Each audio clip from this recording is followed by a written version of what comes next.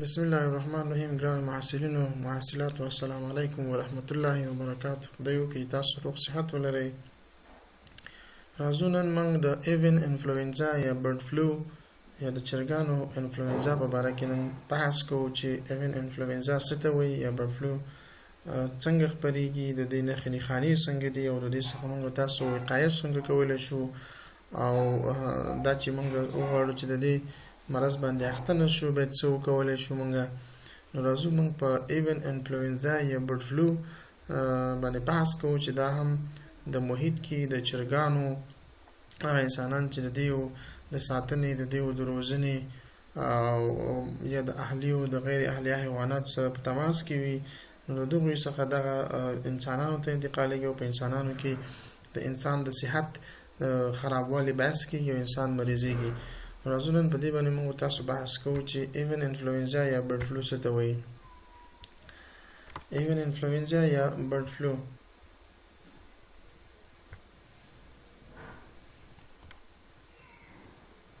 ایوین انفلوئنزا یا برډ فلو وایي. برډ فلو is known as avian influenza چې برډ فلو ته موږ د ایوین انفلوئنزا په نوم باندې هم دا پیژنو. It is a highly contagious viral disease affecting mostly chickens. دا ډېر یو ساري ډېره غټه ساري ناروغي ده، وایرسي ناروغي ده چې معمولا دا هغه چرګوړي یعنی د چرګانو چې کوم بچیان دي هغوی متاثره کوي، ډکس مرغاوي متاثره کوي، turkeys, quails and other birds. دغه ټول هغه مرغان دي چې دا تر خپل تحصیل لاندې راولي.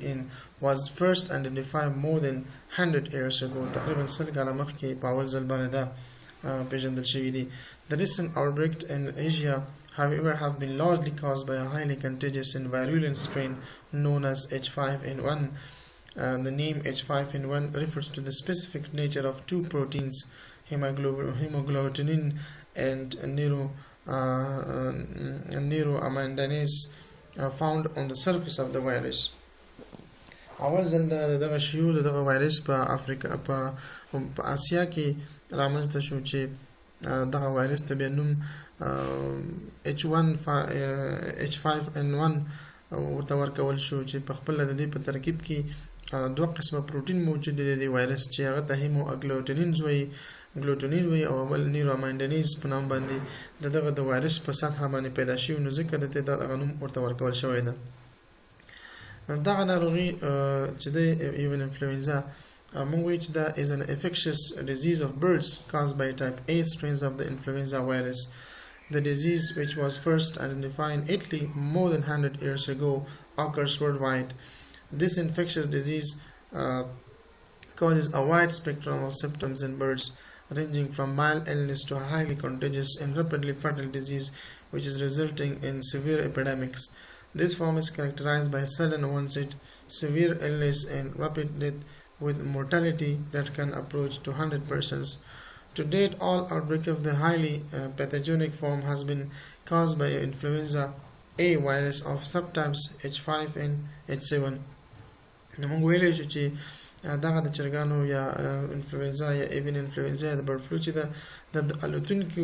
الوتونکو وایرسي ناروغیو خورا یا زیات تلفات لري. دا لیدل کېږي چې معمولا د دې نښې له 3 نه تر 7 ورځو پورې دا څرګندېږي او دا په خپله د RNA د ارثي موادو وایرس دی او د دغه وایرس موجودیت په لومړی ځل د دسمبر په میاشت کې په 15مه نیټه په 2003 کال کې په یو څو مشکوکو فارمونو کې ولیدل شو. د چرګانو فارمونو کې دغه تایید شوله دغه پیښه دا چې دغه ناروغي څنګه خپریږي. نو موږ وایو چې له هغه مهاجرو او بیزو الوتونکو سره چې د اهلي الوتونکو سره دوی مستقیم او غیر مستقیم تماس په پایله کې دغه خپریږي. همدارنګه د الوتونکو د خرڅلاو په ځایونو کې دا چې کوم ځای کې دغه چرګان خرڅېږي د خرڅلاو په ځایونو کې دغه وایرس کېدلی شي هلته شتون ولري. همدارنګه د خلکو او حیواناتو د تګ راتګ په ځای او ترانسپورتي وسایلو په واسطه باندې دا خپریږي. همدارنګه د حشراتو، ژوونکو، څاروي حیواناتو او کورنۍ حیواناتو له تماس څخه کله چې موږ د سره په تماس کې اوسېږو نو دې څخه هم دغه وایرس انتقالیږي. همدارنګه د ککړو خوړو او اوبو له امله هغه اوبه چې ناصافه وي، هغه اوبه چې پاکې نه وي، همدارنګه هغه اوبه یا خواړه چې ککړ خواړه وي، ملوث خواړه وي، د دې د وجې نه هم دا خپرېږي. همدارنګه که چېرته موږ په سمه توګه خپله صفایي او پاکوالي ته پاملرنه ونه کړو، د دې وجې نه دا هم انتقالېږي. نو دا د دې هغه د ناروغۍ په دې شکل سره انتقالېږي. مایګریټي waterfall most notably will wild ducks are the natural reservoir of avian influenza viruses in these birds. نو همدارنګه موږ ویل چې د هغه مهاجرو او بیزو الوتونکو څخه چې د اهلي الوتونکو سره د مستقیم یا غیر مستقیم ډول سره دوی ته په تماس کې وي، نو دغه وایرس انتقالېږي. همدارنګه کوم چې اهلي حیوانات دي، د هغوی هم د دې د انتقال امکانات شته دی. په دې اساس باندې موږ ویلی شو چې که چېرته موږ تاسو پاکوالي ته په ښه شکل سره توجه ونه کړو، د دې پاکوالي او صفایي ته توجه نه کول هم باعث د دې وایرس چون دا وایرسي ناروغي د خپرېدو امکانات زیات دي. همدارنګه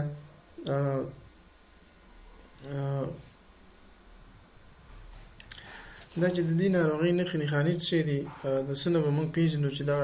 د ایوین انفلوئنزا یا برډ فلو ناروغي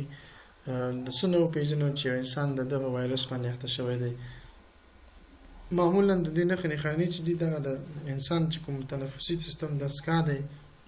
دې کې مشکلات پیدا کېږي، یعنې مشکل تنفسي سیستم کې چې زموږ تاسو سږي دي، په سږو کې چون هلته کاربن ډای اکساید او اکسیجن سره تبادله کېږي، نو هلته یو څه ناسم مشکلات پیدا کېږي د دوی تنفسي سیستم کې. نو معمولا کېدای شي نفس تنګي، معمولا کېدای شي ټوخی انسان ته پیدا کېږي. همداسې نښې مثلا تبه ډېره سخته تبه وي، سردردي ولري،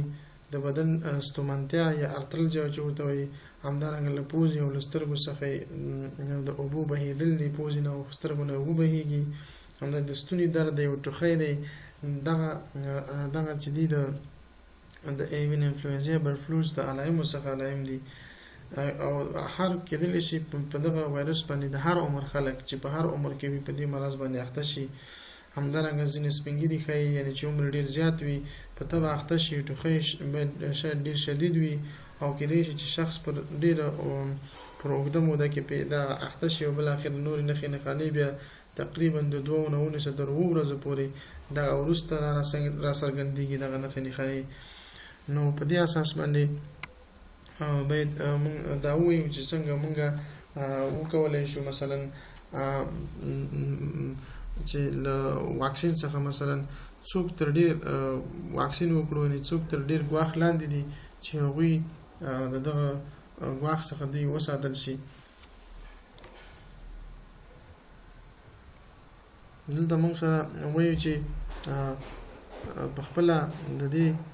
واکسین شته دی چې اوس د دې واکسین د دې مخنیوي کې یو غټ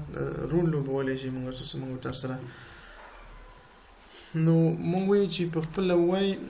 H5N1 is of particular concerns. وایي زموږ تاسو په H5N1 باندې چې دغه وایرس موږ ویلي چې د دونو پروټین څخه جوړ شوی وي، په دې باندې زموږ تاسو تمرکز زیات وي نظر نورو ټایپونو ته. One of the 15 avian influenza virus subtypes, H5N1, is of the particular concern for several reasons. No, H5N1 mutates rapidly and has a documented tendency to acquire genes from virus infecting other animal species as well, and it has the ability to cause severe disease in human. Has now been documented. In addition, laboratory studies have demonstrated that isolate from this virus have a high pathogenicity and can cause very severe disease in humans. Besides this, birds that survive infection excrete virus for at least 10 days orally and in fecal matter, this facilitating the further spread of at life, poultry markets, and by migratory birds. نو په دې اساس باندې په دې کې چې کوم د دې هغه وایرس چې کوم سټرینز دی د H5N1 کوم سټرینز چې دی هغه ډېر قوي دی. زموږ تاسو تمرکز هم په همدې باندې وي چې دا د ډېرو وروسته د مطالعې د لیبارټرۍ نه او د د ټیسټونو د وروسته په دې باندې چې مطالعه شوې ده نو هغه دا خودنې دا ښیي چې مثلا انسان ته چې کوم ده هغه زیات او تکلیف مشکل چې رسوي هغه همدغه H5N1 strains of the virus چې کوم چې دا د انفلوئنزا دا انسانانو ته رسوي نو په دې اساس باندې زموږ زیات تمرکز په همدې باندې وي چې د دې د مخنیوي لپاره موږ تاسو یو څه حل لاره پیدا کړو تر څو موږ وکولی شو د دې تکلیف څخه ځان خلاص کړو نو وایي چې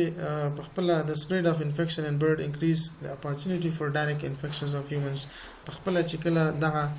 حیوانات دغه مرغان چې په دې وایرس باندې اخته شي منتن شي دغه منتن کېدل د حیوان د مرغانو د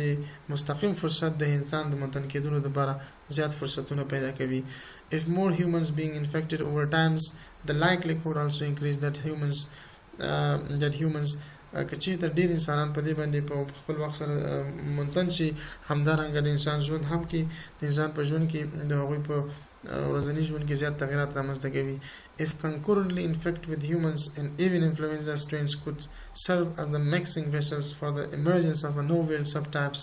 with sufficient human genes to be easily transmitted from person to person such an event would mark the start of an influenza pandemic څو وخت باید موږ له مثلا کولای شو د واکسین نه ډډه وشي کله کله موږ داسې هم کوو چې د دې وقایې لپاره واکسین نه استفاده کوو نو هغه خلک چې د چرګانو له هګیو سره حساسیت لري دغه واکسین له هغه وایرس څخه چې د چرګانو د هګیو په محیط کې وده کړې وي جوړیږي او هغه خلک چې پخواني د واکسین د اجزاو له ترزیق سره حساسیت درلوده هغه ناروغان هم چې طبي د سانتیګریډ له 8 درجو لوړوي نو دوی به دغه د واکسین څخه دغه واقع به ډډه وشي اوس موږ دا وایو چې څوک تر ګواښ لاندې دي یعنی کوم انسانان تر ګواښ لاندې دي اوس راځو موږ دا خبره کوو چې په دغه وایرس باندې کوم انسانان ډېر تر ګواښ لاندې دي معمولا هغه کمزوري سپینګیري چې عمر تقریبا د 80 کلو څخه لوړ وي معمولا دغه انسانان د دې وایرس سره ډېر په دغه وایرس باندې ډېر اخته کېږي همدارنګه هغه ناروغان چې د زړه سږو پښتورګو په مزمنو ناروغۍ باندې اخته وي دوی هم دغه وایرس څخه ډېر تر ګواښ لاندې دي همدغه هغه ډاکټران هغه صحي هیلث ورکرز یا روغپالان چې ناروغان سره مستقیما د ناروغان سره تماس لري د همدې ناروغانو سره دوی هم په دغه وایرس باندې اخته کېدلی شي همدارنګه هغه ښځې چې امیندوارې وي حامله وي دوی هم د دې وایرس سره زیات تر ګواښ لاندې وي همدارنګه هغه ماشومان او نوي ځوانان چې 6 میاشتو څخه تر 18 کلونو ترمنځ وي او د اوږدې مودې لپاره د اسپرینو په واسطه باندې تداوي شوي وي د اسپرینو تداوي ګولۍ استفاده زیاته کړې وي دوی هم دغه وایرس سره ډېر امکانات لري چې بده تر ګواښ لاندې راولي او د پرې اخته شي همدارنګه د کورنۍ غړي او هغه څوک چې د ناروغانو ساتنه کوي څوک چې په هغه انسانان په کورنۍ کې چې دغه ناروغانو چې په دې ناروغي اخته شوي دي هغوی ساتنه د هغوی پرورش چې کوي نو په همدې اساس دوی هم د دې ناروغۍ سره تر ډېره پورې امکان لري چې اخته شي همدارنګه هغه ناروغان چې د وجود محافظوي سیستم تاوان موندلی وي محافظتي سیستم درست نه وي کمزوری وي دوی هم د دې نوع مشکلاتو او دغه وایرس سره د مخامخ کېدو زیات امکانات شته چې په دې مرضۍ باندې اخته شي نو موږ د ویلو چې there are two ways that H5N1 could become a greater threat to human being په خپل په H5N1 د انسان صحت ته په دوه طریقو سره دا تهدید رسولی شي one is that the genetic material of the virus could evolve giving rise to new more virulent strains یو دا چې د دې هغه جنټیک کوم مواد چې دي د دې په زیاتېدلو سره هم انسان چې کله دا زیات شي د دې وایرس هغه strain زیات شي نو په دې سره هم دغه تکلیفونه زیاتېږي په ټولنه کې alternatively the virus could combine its genetic material with that forms other influenza virus that already infect humans the more frequently humans come in contact with infected poultry the more likely this happens هغه انسانان چې همیشه د تماس د فارمونو د چرګانو په فارمونو کې د چرګانو فارمونو سره د دې تماس وي هغومره چې دوی د دې سره تماس زیات وي هغومره د دوی دغه وایرس د واقع کېدو امکانات او چانس زیات دی. همدارنګه why are people worried about bird flu getting into animals؟ ولې انسانان د دې bird flu نه ډېر په تشویش کې دي، ولې worried دي هغه چې حیواناتو ته بیا هم تللی شي. Both avian and human influenza virus can infect certain animals such as pigs. ځکه چې دغه human influenza virus چې دا avian influenza چې دا کولی شي هم بعضې حیوانات تر خپل ګواښ لاندې راولي، همدارنګه لکه معمولا pigs چې کوم خنزیر دی. This create a genetic melting pot in which virus can swap their genes and acquire each other's property. For example, if a bird virus were to swap genes with a human flu virus, it could acquire the capacity to infect humans, and this could lead to human transmissions. Insan ته هم بیا د انتقالېدلی شي. This could generate a new virus that would pose a greater threat to human health. So the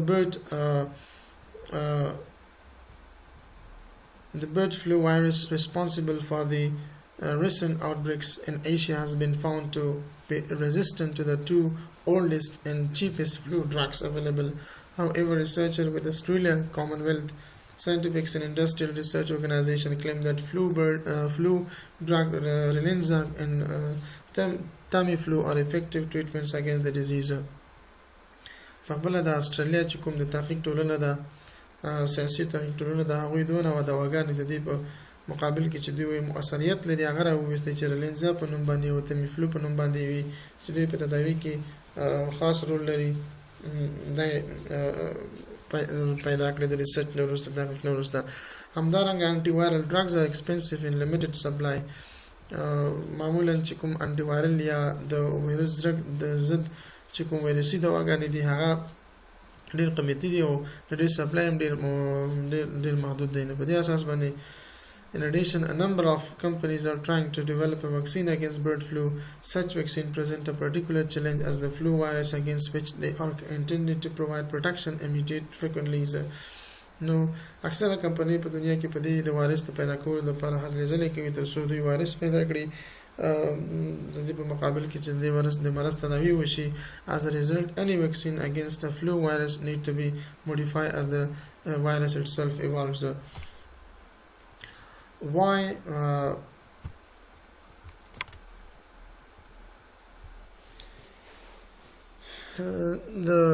د وایرس د خطر د کمولو لپاره چې اپیډمیکس دی د دې خطر د کمولو لپاره څه شوي دي؟ نو د دې خطر د کمولو لپاره موږ ډېر هغه نمبر حیوانات چې په دې مرض باندې مبتلا شوي وخته شوي هغه دوی مړه کړل. And putting infected farms in quarantine and are two measures for limiting the spread of bird flus. او هغه فارمونه چې هغوی دغه وایرس انتقال پیدا شوي او دغه مرغانو د حیوانات هلته مثلا قرنطین شوي ول بیا ځکه چې دا وایرس د همدغسې پیدا شوی و. No, according to the World Health Organization, most influenza experts agree that the prompt killing of Hong Kong's entire poultry population in 1997 probably averted a pandemic. Vaccination bird against the virus. همدارنګه یو خو دا و چې کوم حیوانات یا کوم هغه فارمونه چې هلته د دغه وایرس را پیدا شوی و هغه ته حیوانات د منځه ویوړل او بل دا و چې هغه فارمونه کې چې دغه وایرس پیدا شوی هغه قرنطین کړل. دویم د دې لپاره چې مثلا د دې خطر کم شي د دې وایرس د دې لپاره یو واکسین شروع کړل، یعنی vaccinating birds against the virus. همدغه مرغانو ته واکسین شروع کړل، دی واکسین کړل تر څو دغه وایرس په مقابل کې د بدن معافیت پیدا شي او دغه وایرس بیا زیات نشي. This remains controversial as an effective means of controlling the disease remains debatable. In 1997, the Chinese government decided to vaccinate poultry in order to limit the spread of the disease. په 1999 کال کې چینایي دولت د چین دولت په دې تصمیم ونیو چې څومره پولټري فارمونه دي، څومره چې د مرغانو فارمونه دي، هغه ټول دوی واکسینیټ کړل تر څو د دې هغه د انتقال دغه مرض د انتقال محدودیت را لاندې کړي، محدود کړي. Concern have been raised, however, that this decision may have in fact contributed to the spread of the disease. Inefficient vaccines are a concern, as they can allow the virus to replicate without the animals showing any symptoms of phenomena known as a silent pandemic. So at the same time, the World Health Organization recommend that people at high risk of being infected by the bird flu virus are mainly those who involve in killing operations. Therefore, they should be vaccinated with the most recent human flu vaccine available. لکه د نړیوال صحي سازمان په سفارش او غوښتنې سره هغه انسانان د دې سره چې په دغه ځایونو کې ډېر وظیفې وي کار تر سره کوي، دوی د دغه وایرس سره ډېر مبتلا کېدل ډېر مساوي او دوی ته مخامخ وو. نو په همدې اساس باندې همدغه انسانان چې په ځایونو کې دوی کار کوي باید د دې واکسین په مقابل کې دوی واکسین شي، چې دا واکسین دغه انسانان باید واکسین شي. The reason for doing this would be to minimize the chance of anybody being infected by both the bird flu and human flu virus simultaneously. دغه واکسین کولو دلیل هم دا دی چې هغه انسانان چې په دغه وایرس باندې چانس لري دا دی چې مثلا وخت شي دغه چانس را کم کی، هغه کده برډ فلو د وجنه دغه یا د هیومن فلو نه دغه انسان یا د مرغان نه انسان ته، د انسان نه انسان ته د انتقالېدلو هغه کچه را کمه کی. همدارنګه clinical course and treatment of human causes of H5N1 avian influenza. په دې چې مثلا موږ د تداوی وکړو، د تداوی لپاره موږ باید څه وکړو تر څو موږ وکولای شو H1 انفلوئنزا H5N1 انفلوئنزا موږ کم کړو. نو معمولا د دې چې کومه کلینیکي اعراض علایم دي کله چې مریض کې موږ تاسو ګورو چې آیا دغه په ایون H1 انفلوئنزا باندې اخته دی کنه دی. مخکې په دې باندې موږ تاسو یو څه خبرې وکړلې چې تبه به وي، ستوني درد به وي، ټوخی به وي، او همدارنګه دا ډېر په شدید حالت کې حتی وژونکی هم دی. همدارنګه زموږ تاسو چې کوم د تنفسي سیستم د سکارې دا خرابوي او حتی دا زموږ تاسو وایرل نمونیا طرف ته انسان بي. او د دې سره باید موږ داسې وکړو چې د دې څومره زر کولی شو د دې لپاره باید ازموینه صورت ونیسي، ټیسټونه باید صورت ونیسي. د دې ټیسټ په نتیجه کې باید تعامل مطابق موږ ته باید تداوی لاندې مریض ونیسو. همدارنګه انټي وایرل ډرګز چې موږ سره یعنی د وایرس ضد دواګانې د دې نه استفاده کوو. همدارنګه موږ کولی شو د دې په مقابل کې چې مثلا واکسینیشن صورت ونیسي چې دا واکسیجن بیا په خپل د دغه جنس دغه وایرس د جن چې کوم میوټیشن صورت نیسي هغه تکثر او د گروث او نمو څخه د دې څخه مخنیوي کوي. نو په دې اساس باندې مخکې د دې مخنیوي باره کې موږ تاسو خبره وکړه، مثلا د دې مخنیوي او وقایې په خاطر باندې باید موږ څه وکړو تر څو موږ وکولای شو د دې مرض څخه ځان خلاص کړو. اول دا چې باید پبلک اویرنس یا د روغتیا په اړه باید ولسی په هغه انسانانو خلکو ته ورکول شي د دې په اړه کې چې دا چې H5N1 یا ایوین فلو یا برډ فلو انفلوئنزا د څنګه مرض دی، څنګه انتقالي، کوم راز والا انسانانو ته پکې پیدا کیږي، باید څو کولای شو د دې لپاره موږ تاسو ولسی په هغه باید تر سره کړو. همدارنګه هغه څوک واکسین کول چې له ګواښ سره مخ دي، څوک چې له ګواښ سره مخ دي دغه مرض سره د مساویدو سره مخامخ دي، باید دغه واکسین وشي. په ضمن کې د خلکو د محافظتي او اصول رعایتول دي چې د چرګانو ساتنه کوي. کوم انسانان چې د چرګانو فارمونو کې کار کوي یا مثلا خرڅوي، معمولا د دې سروکار د چرګانو سره وي، باید دغه انسانانو لپاره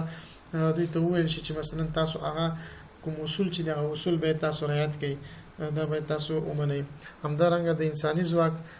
چې کوم درمل دي او یا کوم وړو امکانات له مخې د روغتونونو شفاخانو د مثلا موږ دغه تهیه کړو تر څو دوی نور انسانانو ته چې دوی ته مراجعه کوي دغه دواګانو استفاده وکړي. په دې باندې باید موږ د روغتونونو بسیا کړو. همدارنګه د روغتونونو کې چې کوم شفاخانو کې چې کوم کارکونکي دي دغه لپاره د انفلوئنزا د وایرس پر وړاندې د درمل تجویز دی چې هغوی به هم د دې نه باید استفاده وشي چې دوی وکولی چې د ناروغۍ څخه مخنیوی وشي. یعنې کوم انسانان چې په شفاخانو کې کار کوي او هغوی د دغه وایرس پر وړاندې باید درمل وکاروي تر څو دوی وکولی شي چې دغه ناروغۍ څخه دوی په امان کې اوسي. نو چون دغه ناروغي چې دا هم د محیط څخه د مرغانو څخه د حیواناتو څخه بیا د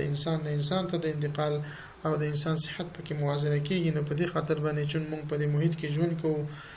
د شیانو ته باید زموږ پام وي چې د مرغانو څخه هم حیواناتو څخه هم دغه وایرسونه انتقالیږي. نو طبعا یو زیات جمعیت د انسانانو که په دې مرض باندې اخته شي نو دا پاندیمیک کېږي، نو وبایي مرض دی، بلکې دا ټولو نړۍ ته بیا دا وایرس انتقالیږي ځکه وایرل ډیزیز دی. نو په دې اساس باندې دا چې موږ په ټولنه کې صحتمند اوسېږو، بهترین صحت ولرو، د هر نوع مشکل نه په امان کې اوسېږو، نو دغه محیط باید موږ وپېژنو چې په دې محیط کې انسان د کوم ډول مشکلات سره دی مخامخ کېدلی شي. نو په دې اساس باید موږ کوشش وکړو چې دغسې مرضونو پیژندل په ټولنه کې او دغه دپاره احتیاطي تدابیر نیول، دغه د وقایې په خاطر باندې کار کول باید موږ تاسو په لومړیتوبونو کې واوسېږي. نو دغه محیط نه دغه ټول مشکلات پیدا کېږي او هغه محیط باید موږ په خپل ځان دپاره چې په دې محیط کې ژوند کوو باید پاک او صفای وساتو. دا و تر نن ورځې پورې زموږ د دې ورځې درس، تر بیا مې په لویه لاس سپارم. الله په امان.